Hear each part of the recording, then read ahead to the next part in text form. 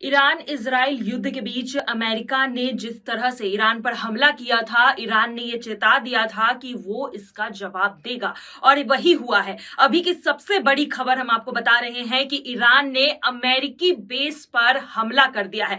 ये ताजा जानकारी सामने आ रही है। ईरान ने कतर और इराक में अमेरिकी ठिकानों पर हमला किया है। दोहा में एयर मिसाइल सिस्टम को एक्टिवेट कर दिया है और जिसकी वजह से देखा जा रहा है कतर और दोहा में कई सारे धमाकों की आवाज सुनाई दी है और जिसके बाद से एयर डिफेंस सिस्टम को एक्टिवेट कर दिया है। एयर मिसाइल सिस्टम ईरान की मिसाइलों को रोकने की यहां कोशिश कर रहे हैं।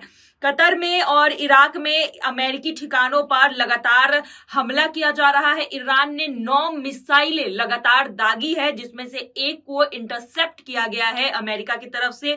जानकारी के मुताबिक इराक में ईरान की एक बैलिस्टिक मिसाइल को इंटरसेप्ट किया है। कुवैत और बहरीन में भी अलर्ट जारी कर दिया गया है।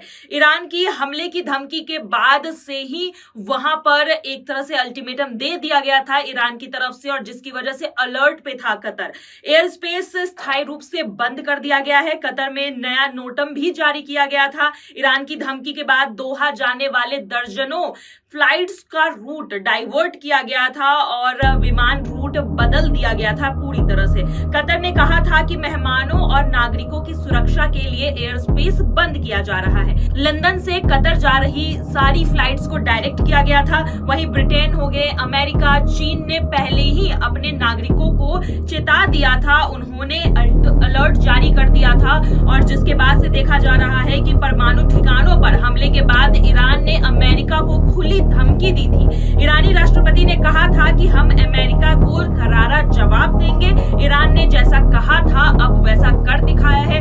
दोहा के आसपास के इलाकों में लगातार सायरन बज रहे हैं, अलर्ट जारी कर दिया गया है और कई सारे धमाकों की आवाज अब सुनाई दे रही है। देखा जा रहा है कि ईरान लगातार हमले कर रहा है और अमेरिका जिस तरह से ईरान और इजराइल युद्ध में बीच में कूदा था और अब ईरान अमेरिका से डरने वाला नहीं है, ये हमला साफ तौर पर ये जाहिर करता है।